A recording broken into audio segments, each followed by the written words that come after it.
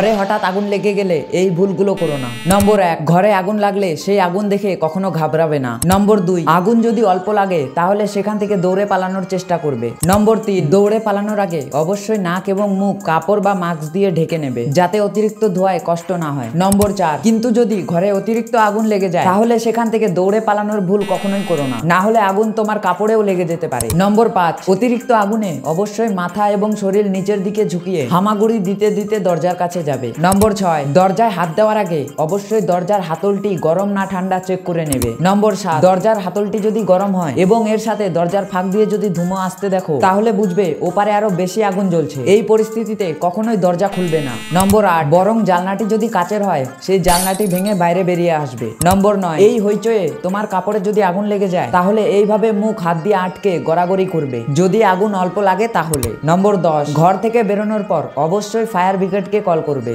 আর হ্যাঁ, ভিডিওটিকে একটি লাইক করে দিও, লাইক করলে ভিডিও সেভ হয়ে যায়।